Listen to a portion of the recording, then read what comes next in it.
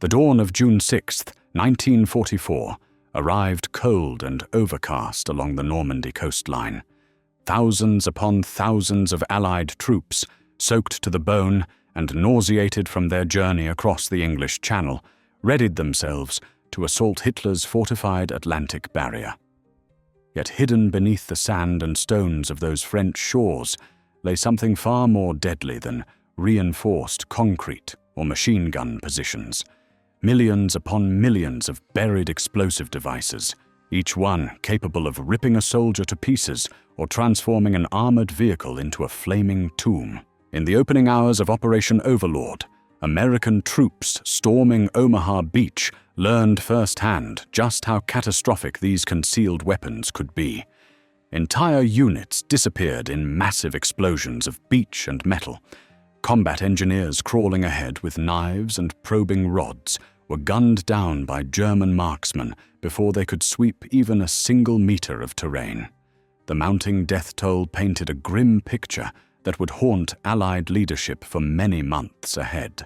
However, while American soldiers battled through hell at Omaha, something extraordinary was taking place further along the British and Canadian assault zones. At the beaches designated Gold, Juno, and Sword, mine-related deaths remained surprisingly minimal, not by chance, but through ingenuity. Rumbling onto the shores ahead of the foot soldiers came contraptions that appeared to have escaped from some inventor's fever dream. Armored vehicles with massive spinning cylinders beating chains into the earth, tanks carrying giant spools of fabric, Churchill tanks modified with flamethrower equipment, and enormous mortar-type weapons. To the astonished German troops defending these positions, these machines must have looked completely absurd, almost laughable. But their performance was anything but amusing. These were Hobart's Funnies, and they were sweeping through minefields at speeds that would have seemed unthinkable mere months before. The origins of these remarkable machines reached back to Britain's bleakest moment. By 1940, the island nation faced Nazi Germany virtually alone. France had collapsed in a disastrous 6-week operation that revealed every flaw in Allied tank strategy. British armor had proven insufficient, tactics were obsolete, and command often demonstrated little imagination. Among the commanders held responsible for the disaster was Major General Percy Hobart, an irritable, challenging individual whose harsh manner had created adversaries throughout the War Office. Hobart had devoted years pushing for radical transformations in tank design and deployment, arguments that earned him nothing except forced retirement. By 1940, this brilliant yet troublesome officer found himself serving with the Home Guard as a common corporal, managing traffic and teaching shopkeepers to defend themselves with makeshift weapons should Germany invade. But Winston Churchill grasped something the tradition-bound generals failed to understand. Wars are won by individuals who think unconventionally, who recognize opportunities where others see only barriers. Churchill had observed with mounting concern as standard approaches repeatedly collapsed.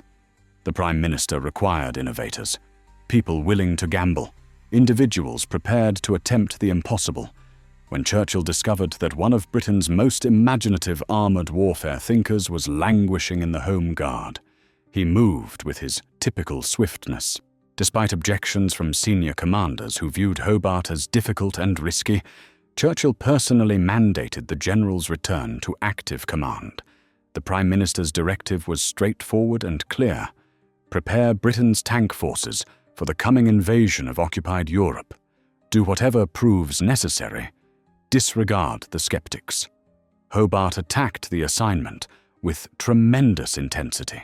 He recognized immediately that the forthcoming invasion would present challenges unlike anything faced in North Africa or the Italian campaign.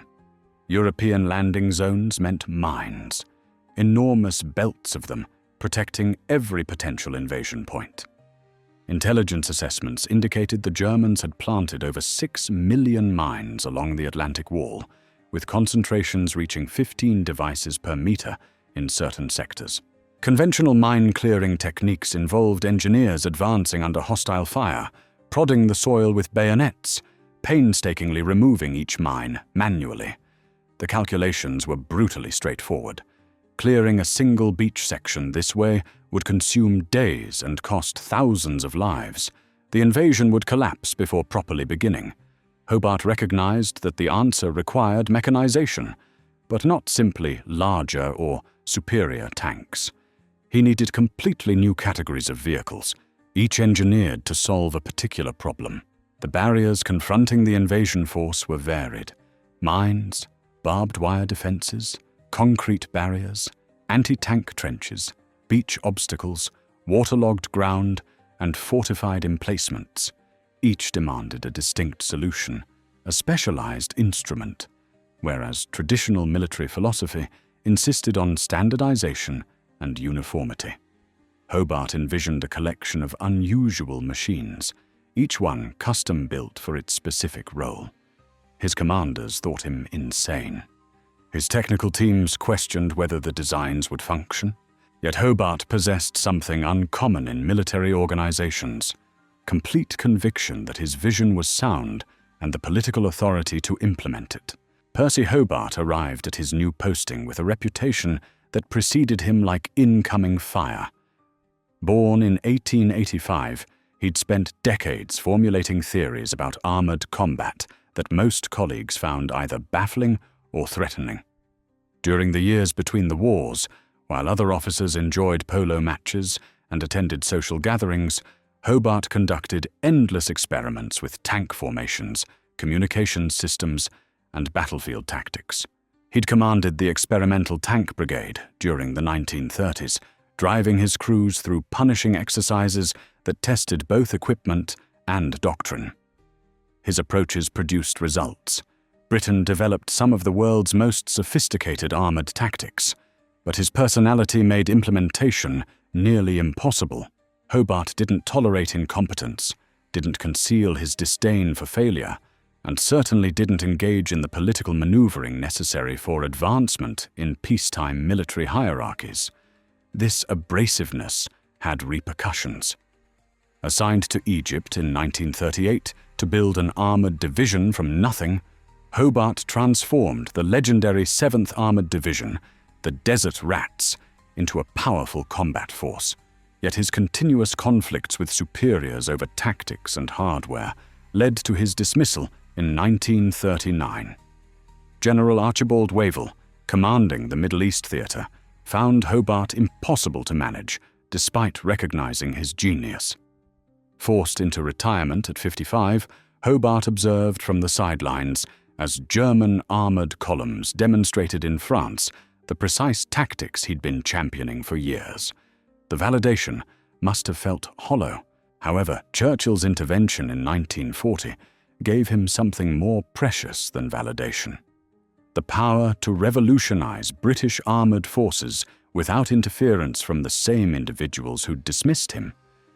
Churchill assigned Hobart command of the 11th Armoured Division with instructions to transform it into an elite unit. Hobart pushed his soldiers relentlessly, running exercises that stretched for days, testing equipment to destruction, demanding initiative and aggressiveness at every level. Officers who couldn't adjust were replaced. Soldiers learned to think independently, to resolve problems rather than await instructions. By 1943, the division ranked among Britain's finest, but Hobart's genuine contribution was still ahead. In March 1943, he received a new assignment: command of the 79th Armoured Division, a unit that would specialize in developing and operating what the Army vaguely termed special devices. This ambiguous language concealed an unprecedented mission. Hobart would create an entirely new branch of armored warfare. The 79th Armoured Division became Hobart's workshop. Unlike standard divisions intended for frontline combat, this formation existed to solve particular tactical challenges through technical innovation.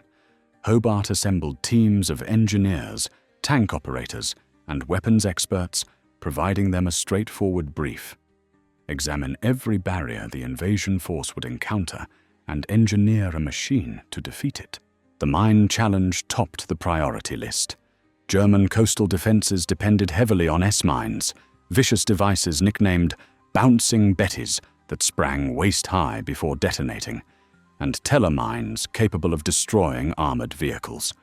Intelligence suggested the Germans were positioning these weapons in overlapping arrangements, sometimes layering them to defeat standard clearance efforts. Any solution needed to function under fire, move faster than walking pace, and withstand multiple explosions. Hobart's engineers started with a concept from South African mine clearing operations in the Western Desert. There, resourceful engineers had experimented with attaching rotating drums fitted with chains to Matilda tank fronts. The chains, whipped against the earth by the spinning drums, would trigger pressure-activated mines ahead of the vehicle. The initial attempts were primitive. Chains snapped frequently, drums jammed, and the modification left tanks dangerously off balance. But the fundamental principle was valid. Hobart assigned teams to perfect the design, enhance the engineering, and adapt it to the American Sherman tanks that would comprise the core of British armored strength during the invasion. The outcome was the Sherman Crab, a machine that would prove vital on D-Day. The Crab maintained its primary cannon and could engage as a standard tank, but mounted forward was a rotating drum nearly 3 meters across, driven by a dedicated engine. From this drum hung 98 lengths of heavy chain. When engaged, the drum spun at roughly 140 revolutions per minute, causing the chains to beat the earth with enormous force. The violence of the impact triggered pressure mines, while the tank remained safely behind. The system could sweep a path about 3 meters wide at walking speed, not rapid, but infinitely faster than manual clearance. Each Crab carried sufficient fuel to clear roughly 4 kilometers of minefield. The sound was remarkable, a mechanical thunder punctuated by the sharp reports of detonating mines. German defenders would quickly learn to recognize and dread that distinctive noise. But Hobart wasn't finished. The mine challenge was simply one obstacle among many. His creative mind conceived solutions to problems others hadn't properly identified. Beaches might be too unstable for tanks. Very well, develop a vehicle that could deploy reinforcing matting. Concrete seawalls might obstruct advances. Design a tank that could span them or blast through them. Pillboxes and bunkers might survive standard shells. Create weapons specifically for annihilating fortifications at close quarters. Each problem received dedicated attention, and Hobart's division expanded into an unusual collection of modified vehicles that resembled a mechanical carnival more than a military formation. The Sherman Crab represented the culmination of 3 years of harsh trial and error. Early prototypes had been failures. Chains fractured under stress, drums warped, engines couldn't produce adequate power, and the entire mechanism threw tanks off balance. Engineers worked through countless versions, testing different chain lengths, link configurations, and drum velocities. They experimented with various metals, discovering that hardened steel chains lasted longest, but demanded tremendous power to swing effectively. The solution involved installing a Bedford engine taken from a truck specifically to drive the flail mechanism, leaving the tank's primary engine available for movement. This dual-engine configuration added weight and complexity, but it functioned. By late 1943, production Crabs were emerging from factories across Britain. Each machine required extensive modifications to a standard Sherman tank. Technicians removed the bow machine gun to accommodate hydraulic systems that raised and lowered the flail drum. They reinforced the forward hull to handle the stress of the rotating mechanism. Metal arms extending from the tank's sides supported the drum and absorbed the violent shaking when chains struck mines. The complete assembly weighed over 2 tons, but intelligent engineering distributed the load to preserve the tank's mobility. Crews required specialized instruction. Operating a Crab demanded coordination between driver, commander, and the operator managing the flail mechanism. A single error could drive the tank onto an uncleared mine or leave the flail tangled in obstructions. Training revealed unexpected complications.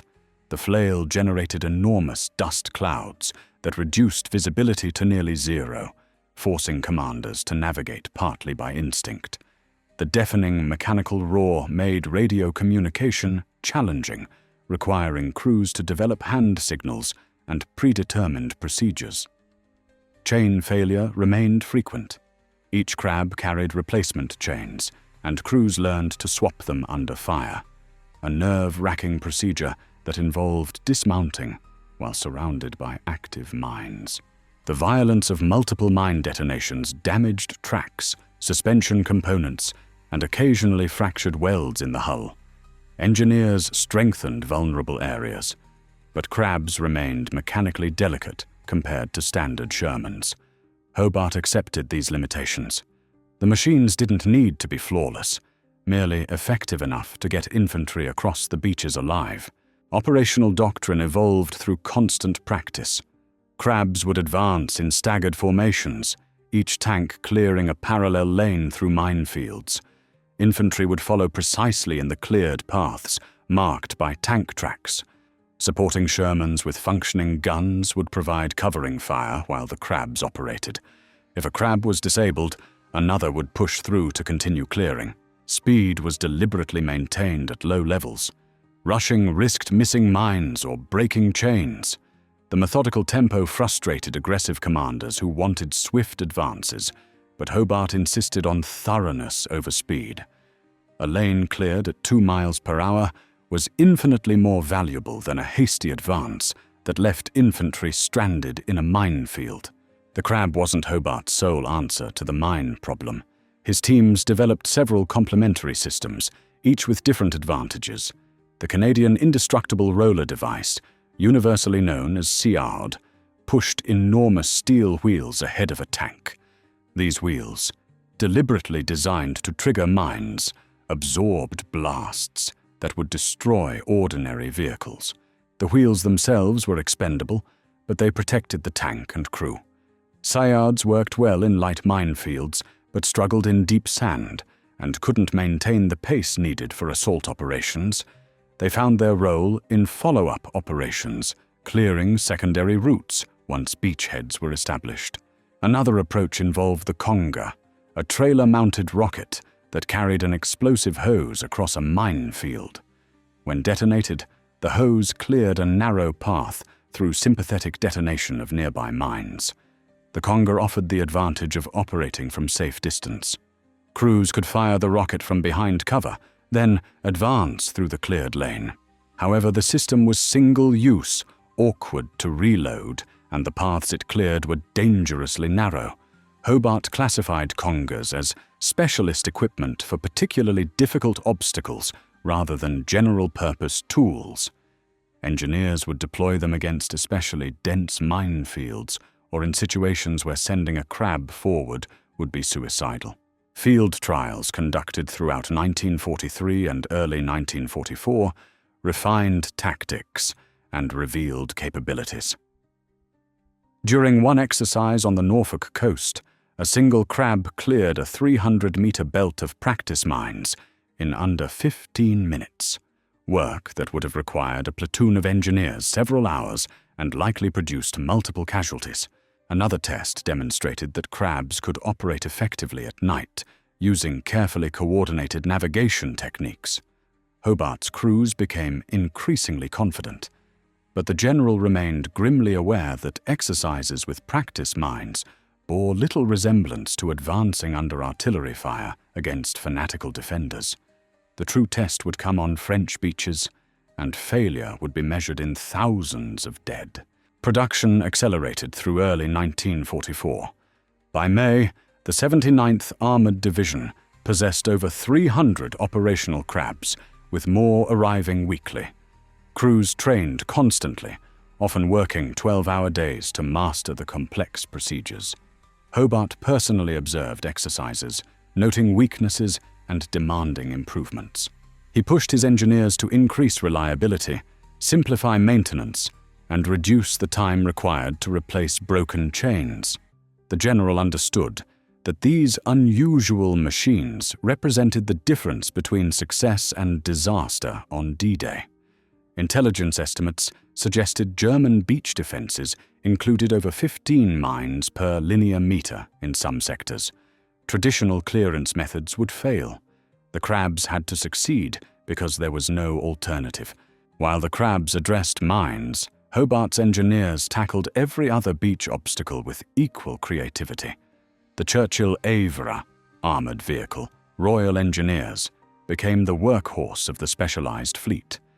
Based on the heavy Churchill tank, the AVRE sacrificed its conventional 75mm gun for a massive 290mm petard mortar. This stubby weapon fired a device troops nicknamed the Flying Dustbin, a 40-pound high-explosive charge designed specifically for demolishing concrete fortifications. The petard had absurdly short range, barely 80 meters, forcing crews to approach bunkers at point-blank distance. But when that massive charge struck a pillbox, the results were devastating. The explosion could collapse reinforced concrete, seal gun ports, or simply kill everyone inside through overpressure. The weapon required reloading from outside the turret, meaning a crewman had to expose himself to enemy fire while manhandling the heavy projectile. It was dangerous work, but infinitely safer than trying to destroy bunkers with conventional weapons. The AVRE's versatility extended far beyond its primary weapon. Engineers fitted these tanks with an array of attachments that transformed them into mobile problem solvers. The small box girder bridge allowed AVREs to cross anti-tank ditches or crater obstacles. The tank carried the bridge sections folded flat, then hydraulically raised and positioned them under fire. Once in place, following vehicles could cross while the AVRE moved on to tackle the next obstacle. Another modification, the fascine, involved enormous bundles of wooden logs bound tightly together. Havres carried these bundles on their fronts, dropping them into ditches to create instant crossings. Each fascine weighed nearly 2 tons and required careful positioning, but they enabled tanks to traverse obstacles that would otherwise halt an advance completely. The Bobbin attachment addressed a problem unique to Normandy's beaches: soft sand and shingle that would bog down heavily laden vehicles. Engineers mounted enormous spools of reinforced coconut matting on AVRE chassis, creating mobile road layers. As the Bobbin advanced, it unrolled this matting behind it, providing a temporary roadway that prevented following vehicles from sinking.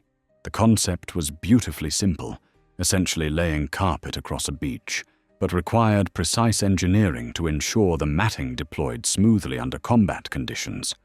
Trials revealed that a single bobbin could lay over 100 meters of matting before exhausting its spool, enough to get vehicles off sand onto firmer ground. The matting itself, woven from coconut fiber and strengthened with steel wire, could support vehicles up to 40 tons. Perhaps the most fearsome of Hobart's creations was the Churchill Crocodile, a flamethrower tank of unprecedented power. The Crocodile towed an armoured trailer containing roughly 400 gallons of fuel gel, connected to a flame projector that replaced the hull machine gun. Under pressure from nitrogen cylinders, the projector could throw a jet of burning gel over 100 meters. The psychological effect was extraordinary. German troops who'd withstood artillery bombardment and tank guns often broke and ran when faced with liquid fire. The Crocodile retained its turret gun, making it a fully capable battle tank even after exhausting its flame fuel. The towed trailer was deliberately designed with a quick-release coupling, allowing crews to jettison it if mobility became critical. Some 800 Crocodiles were eventually built, and they proved devastatingly effective against fortified positions throughout the Northwest Europe campaign. Other specialist vehicles filled specific niches. The Canal Defense Light Tank mounted a powerful searchlight and optical systems that could project dazzling beams to blind enemy positions or illuminate night operations. The armored ramp carrier could position ramps against seawalls, allowing tanks to climb obstacles up to 4 meters high. The double onion demolition charge systems fired linked explosive charges that could be threaded through wire obstacles before detonation. Each device solved a particular problem, and Hobart's genius lay in recognizing that no single machine could address every challenge.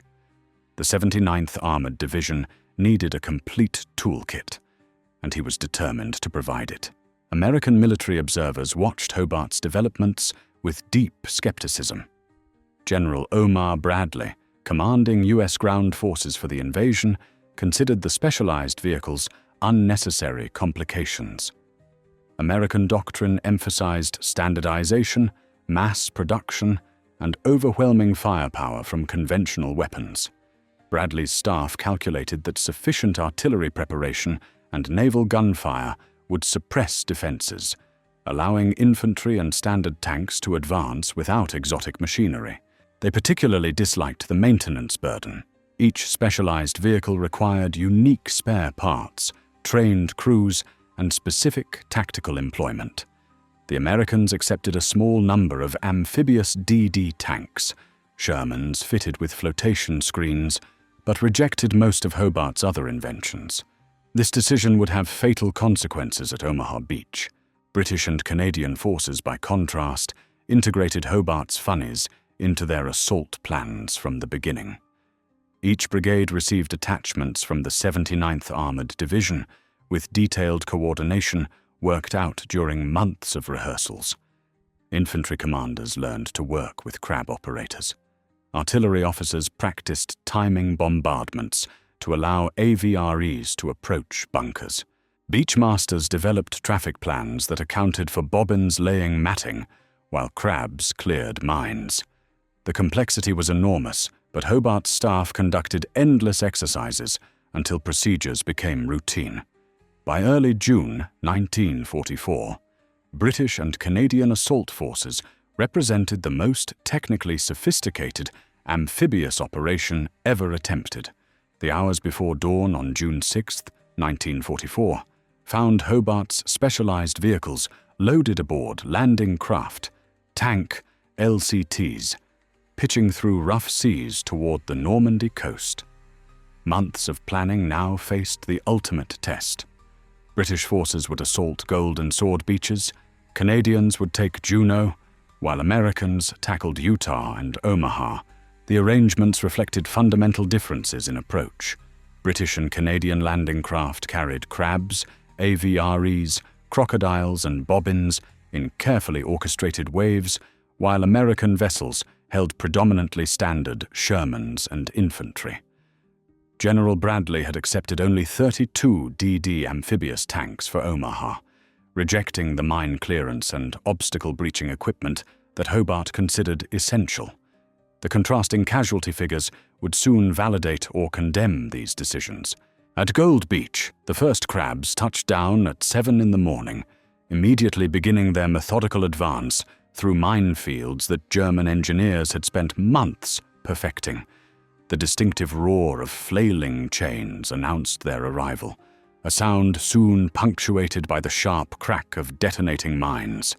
German defenders, already stunned by naval bombardment, found themselves facing machines they'd never encountered. Coastal artillery targeted the advancing Crabs, but the tank's armor proved adequate against everything except direct hits from heavy guns. Infantry following in the cleared lanes suffered remarkably light casualties from mines, exactly as Hobart had predicted. Where mines did claim victims, they were typically soldiers who'd strayed outside the marked paths, ignoring orders to stay within the swept lanes. Sergeant Jim Holman of the Westminster Dragoons commanded a Crab that landed in the first wave at Gold. His account, recorded years later, captured the chaos and effectiveness of the operation. His tank's flail began thrashing as soon as the ramp dropped, chains immediately striking mines that detonated with violent force. Shrapnel rang against the hull, while the dust cloud from pulverized sand reduced visibility to meters. Holman navigated partly by compass, maintaining steady speed while his operator kept the flail mechanism running. 3 mines detonated in the first minute, 4 more in the second. The violence shook the entire vehicle, but the Sherman's mechanical reliability kept them moving. Behind them, infantry sections advanced in disciplined files, following exactly in the cleared track. Holman's Crab cleared over 200 meters before breaking through the minefield belt onto clear ground. Mission accomplished. Similar scenes unfolded across the British beaches. At Sword Beach, Major William Dunn commanded a squadron of AVREs tasked with destroying a massive concrete bunker that dominated the shoreline. His tanks advanced through lanes cleared by crabs, then deployed into firing positions barely 60 meters from their target. The petard mortars began firing, each flying dustbin striking with tremendous force. The first round shattered observation slits, the second collapsed part of the roof, and the third penetrated the structure entirely.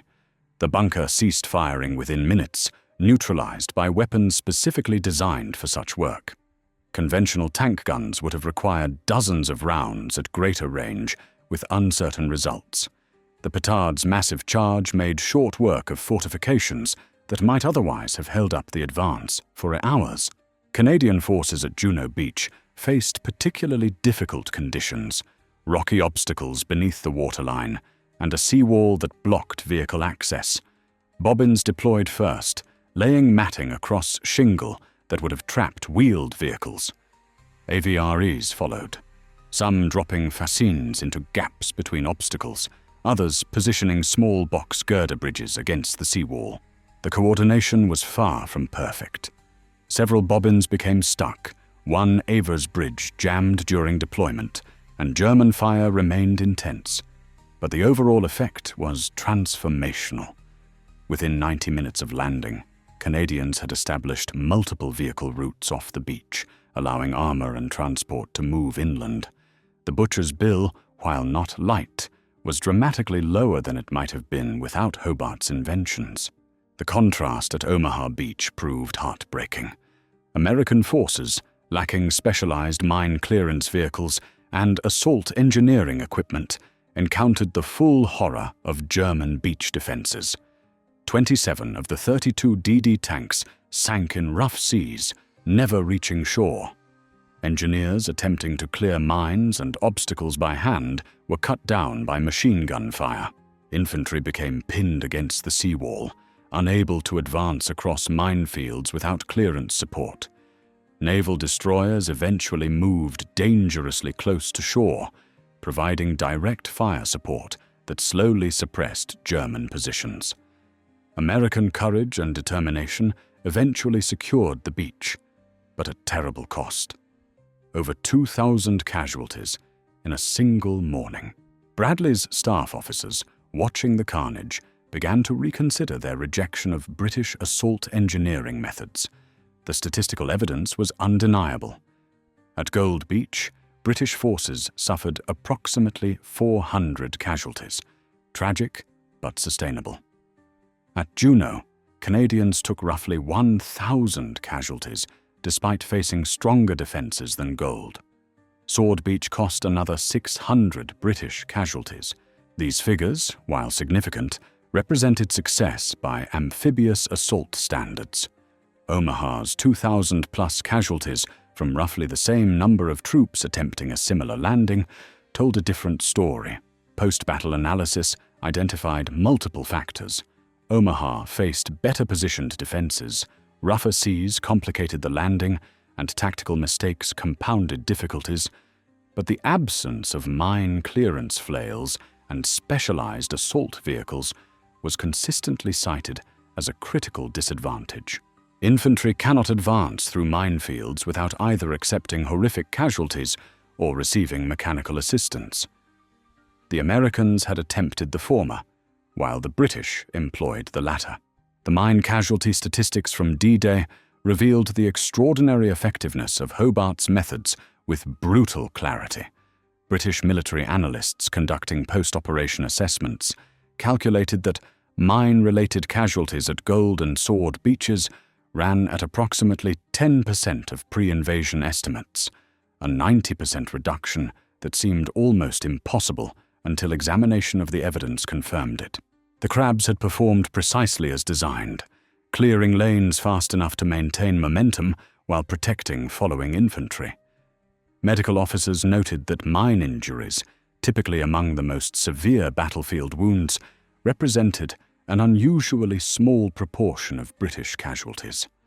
Where mines did kill or maim soldiers, investigation usually revealed breaches of discipline, men wandering outside, cleared lanes, or advancing before flails completed their work. The machines themselves had functioned remarkably well under combat conditions that peacetime testing could never replicate. Individual Crab crews experienced the reality behind those statistics.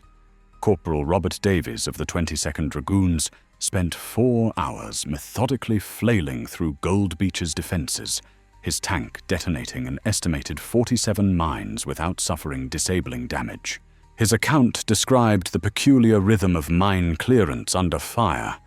Maintain steady speed, watch for obstacles that might foul the chains, ignore the German shells bursting nearby, trust the armor to protect against splinters and small arms. Davies's tank suffered 3 broken chains during the operation, requiring hasty field repairs that exposed crewmen to enemy fire. They persisted because infantry lives depended on cleared lanes. By midday, Davies's Crab had created a route that 2 entire battalions used to move inland. The mathematics were straightforward: 1 5-man tank crew accepting risk to protect 2,000 infantrymen. The AVRE proved equally valuable, though their contribution was harder to quantify statistically. At Gold Beach's La Hamel strongpoint, a massive concrete casemate housing an 88mm gun commanded the shoreline, its position carefully sited to provide interlocking fire with neighboring positions. Conventional wisdom held that such fortifications required prolonged bombardment by heavy naval guns or airstrikes with massive bombs. Lieutenant John Breeze commanded 3 AVREs that approached to point-blank range, absorbed hits from German infantry weapons, and systematically demolished the position with petard rounds. The entire action lasted less than 20 minutes. Post-battle examination found the casemate's 2-meter-thick walls breached in multiple places, the interior devastated by overpressure and fragmentation. The 88mm gun crew had been killed to a man. This single example, multiplied across dozens of strongpoints, demonstrated that Hobart's flying dustbins could accomplish in minutes what might otherwise require hours. The Crocodile flamethrowers generated perhaps the most dramatic results, though their employment remained controversial even among British commanders. At Sword Beach, a company of German infantry occupying trenches and bunkers refused surrender, despite heavy bombardment. 3 Crocodiles moved forward, their armored fuel trailers clanking behind them. The first gout of flame shot across 100 meters of beach, liquid fire splashing into trench systems. The psychological shock was immediate. German soldiers abandoned positions that had withstood artillery, fleeing inland or surrendering. Military historians debating the ethics of flamethrowers note that actual deaths from crocodile attacks were often lower than from conventional weapons, as defenders typically surrendered or fled rather than face immolation. The terror factor exceeded the physical destructiveness, and British commanders used crocodiles specifically against positions where they wished to minimize both their own casualties and the need for prolonged fighting in built-up areas. The Bobbin mat layers, perhaps the least dramatic of Hobart's vehicles, nevertheless proved essential to maintaining momentum. Gold Beach's eastern sector consisted of soft sand overlying clay, a combination that trapped vehicles within meters of the waterline. Captain James Hill commanded a troop of bobbins that systematically laid coconut matting across the worst sections, creating roadways that remained passable throughout D-Day, despite thousands of vehicles crossing them. Engineers examining the matting weeks later found it compressed and damaged, but still functional. The simple technology, essentially reinforced carpet, had solved a problem that might otherwise have created catastrophic traffic jams on a beach, still under occasional German artillery fire. Hill's after-action report dryly noted that the Bobbin, while unglamorous, proved indispensable to preventing Gold Beach becoming a vehicle graveyard. Medical statistics provided another measure of success. Field hospitals established behind Gold and Sword beaches treated significantly fewer traumatic amputations and blast injuries than anticipated. Doctors had prepared for overwhelming numbers of mine victims, soldiers with legs blown off, abdominal wounds from upward blast, the horrific injuries that characterized mine warfare. Instead, they treated predominantly bullet wounds, shrapnel injuries, and the usual accidents of combat. The absence of mass mine casualties stood out so starkly that several medical officers specifically mentioned it in their reports. One surgeon noted, "We prepared for butchery on an industrial scale and instead received a manageable stream of wounded. The flail tanks deserve more credit than they shall likely ever receive." German defenders provided inadvertent testimony to the machine's effectiveness. Interrogation reports from prisoners captured on D-Day reveal confusion and dismay about the British assault methods.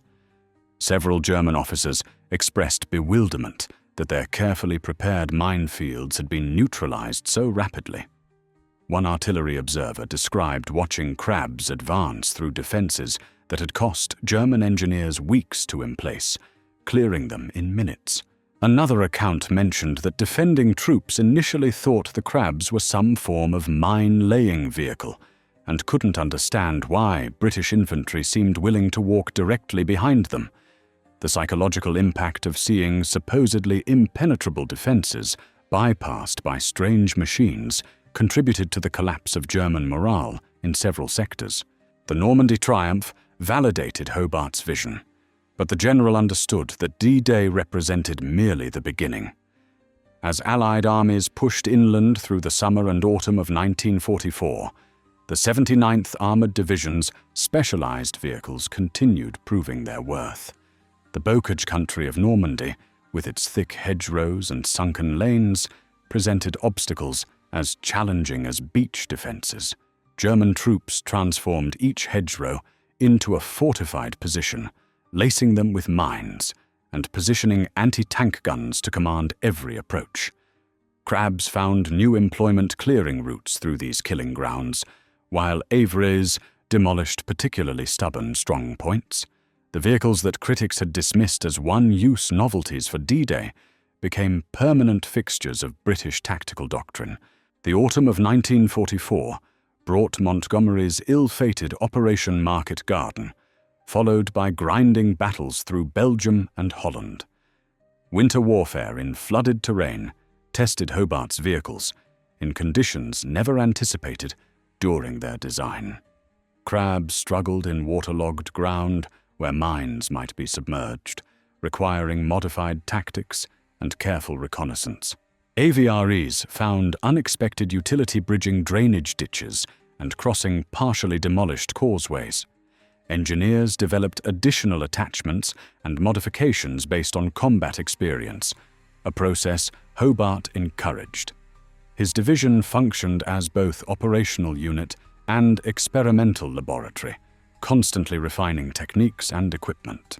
By early 1945, the 79th Armoured Division had become an institution.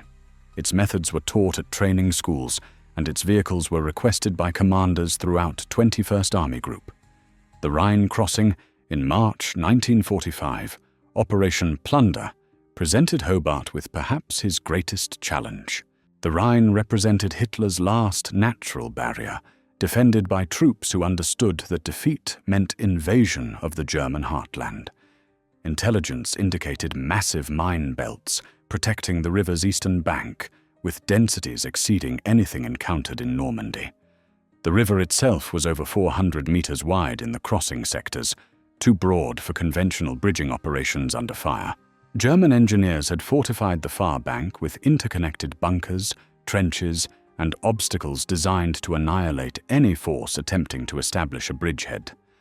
Montgomery's staff estimated that forcing the Rhine without specialized equipment would cost tens of thousands of casualties.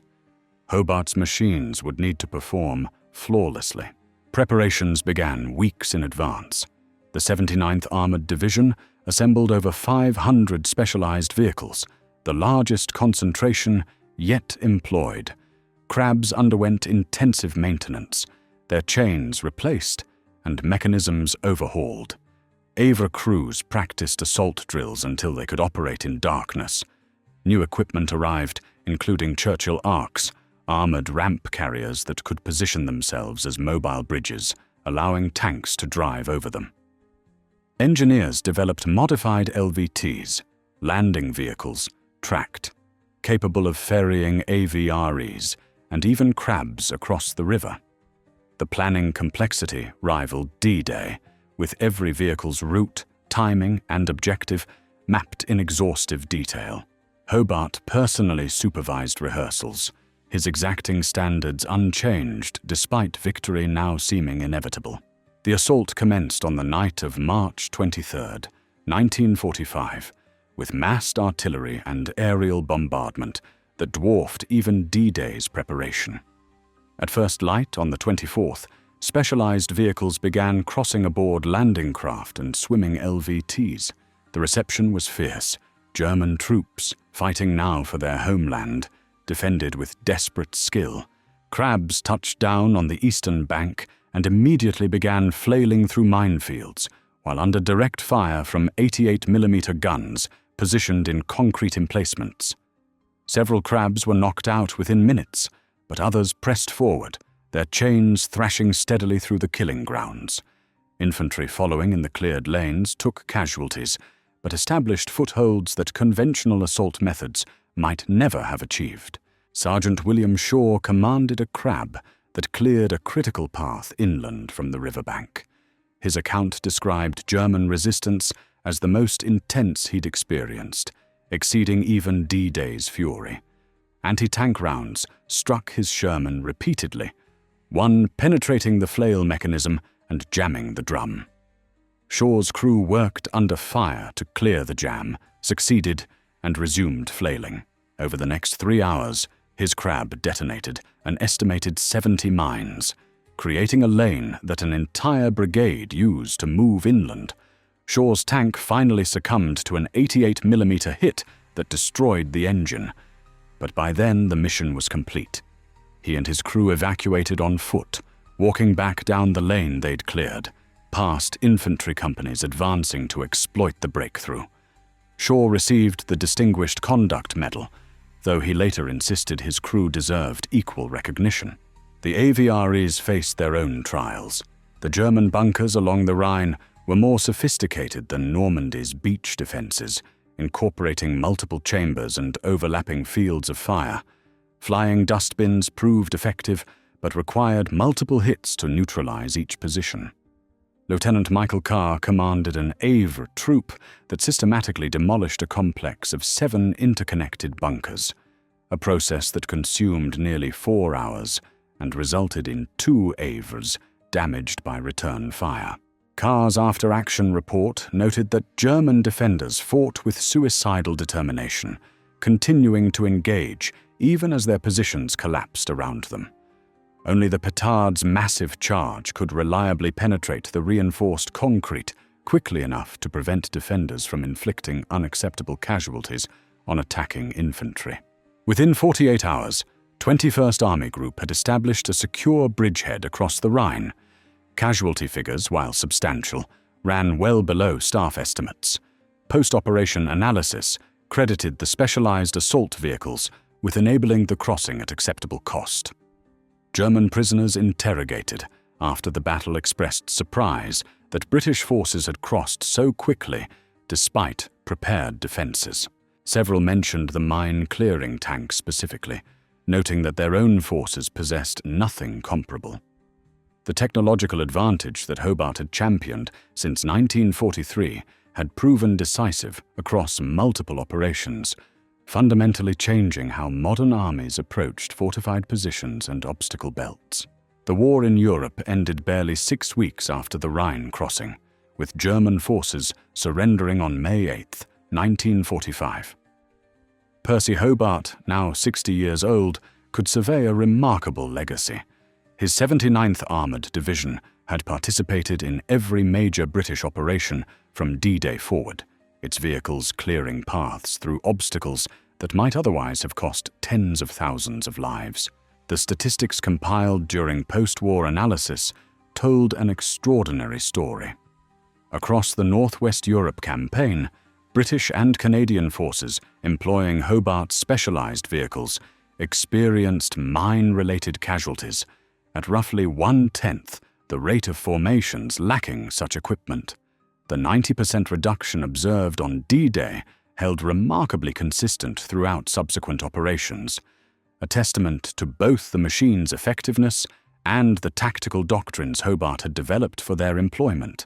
Yet Hobart's contribution extended beyond mere casualty reduction. He had fundamentally altered military thinking about obstacles and fortifications. Before his innovations, armies viewed minefields and bunkers as problems requiring overwhelming force or accepting horrific losses to overcome.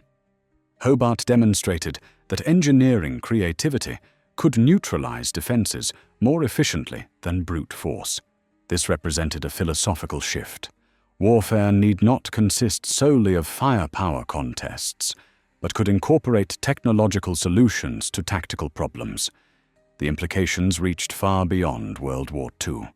Hobart had established that modern armies required specialized equipment and dedicated formations for assault engineering, concepts that would shape military organizations for generations. The immediate post-war years saw interest in Hobart's vehicles decline precipitously. Peacetime militaries facing budget cuts and demobilization had little appetite for maintaining expensive specialized equipment. The Crabs, AVREs, and Crocodiles that had proven so valuable found themselves mothballed or scrapped. Only a handful remained in service, maintained more from institutional inertia than strategic vision. Hobart himself retired in 1946, his health deteriorating after years of intense stress. He spent his final years writing memoirs and corresponding with former officers, watching with frustration as the lessons of the 79th Armoured Division were seemingly forgotten. He died in 1957, passing just as new conflicts would vindicate his methods once again. The Suez Crisis of 1956 reminded military planners why Hobart's inventions mattered. British forces assaulting Egyptian positions discovered that specialized assault equipment had been allowed to decay. Mine clearance reverted to hand methods, resulting in unnecessary casualties. The experience prompted hurried reactivation of surviving Crabs and accelerated development of new assault engineering vehicles. Throughout the Cold War, NATO forces maintained dedicated combat engineer formations equipped with modern equivalents of Hobart's Funnies. The British Army developed the Centurion AVRE, then the Chieftain AVRE, each generation incorporating lessons from Hobart's original concepts while updating technology. The fundamental principle remained unchanged. Mechanical solutions to obstacle problems saved lives. Modern mine clearance technology owes direct lineage to Hobart's flails. Contemporary vehicles like the Aardvark and Trojan employ rotating drums with chains or hammers, clearing mines through mechanical detonation exactly as the Sherman Crab did 80 years earlier. Engineers have refined the technology. Modern flails use titanium chains, computer-controlled drum speeds, and integrated detection systems, but the core concept remains Hobart's. Similarly, modern assault-breaching vehicles trace ancestry to his AVRE, carrying bridge-laying equipment, fascines, and explosive charges for destroying obstacles. The British Army's Trojan vehicle, introduced in 2006, includes a Python mine clearance system that operates on principles similar to Hobart's Conga, firing explosive hoses across minefields to create cleared lanes. The Israeli Defense Forces, facing chronic mine threats, became perhaps Hobart's most devoted disciples. Israeli combat engineers studied British assault engineering doctrine extensively, developing their own specialized vehicles based on Hobart's principles. The Puma combat engineering vehicle, the Notch-a-ton mine-clearing system, and various obstacle-breaching tanks all reflect design philosophies that Hobart pioneered. Israeli commanders, facing adversaries who relied heavily on mine warfare, understood that mechanical clearance offered the only viable alternative to accepting catastrophic casualties. Their tactical employment of engineering vehicles during conflicts in Lebanon and Gaza demonstrated that Hobart's concepts remained relevant in asymmetric warfare against irregular forces. American military doctrine, having learned bitter lessons at Omaha Beach, eventually embraced Hobart's approach. The U.S. Marine Corps developed specialized assault-breaching vehicles, including the assault breacher vehicle introduced in 2010. This machine combines a mine plow, a linear demolition charge system, and bridge-laying capability, essentially incorporating multiple Hobart concepts into a single platform. U.S. Army combat engineer battalions train extensively in mechanical breaching operations using equipment and techniques directly descended from the 79th Armoured Division's methods. The transformation from Bradley's skepticism in 1944 to full institutional acceptance took decades, but Hobart's vindication was complete. Academic military historians regard Hobart as among the most innovative British generals of the 20th century. Though he remains largely unknown to the general public, his contribution extended beyond specific machines to encompass a way of thinking about military problems. Hobart demonstrated that creativity and engineering could achieve what traditional methods could not, that unorthodox solutions deserved consideration despite skepticism from conventional minds, and that saving soldiers' lives through technology represented the highest form of military leadership. These lessons resonate in contemporary debates about military innovation, acquisition processes, and the integration of new capabilities. The soldiers whose lives Hobart's machines saved rarely knew his name. They remembered the crabs that cleared paths through minefields, the AVREs that demolished bunkers, the crocodiles that broke enemy resistance. They told their children and grandchildren about the strange tanks that seemed to emerge from fantasy, yet proved brutally effective in reality. These stories, passed down through families, preserved Hobart's legacy more effectively than official histories. The measure of his success wasn't found in medals or promotions, but in the thousands of men who returned home, because an irascible general refused to accept that obstacles required human sacrifice to overcome. Percy Hobart proved that one person's vision, backed by determination and political support, could fundamentally change how wars are fought and dramatically reduce the human cost of combat.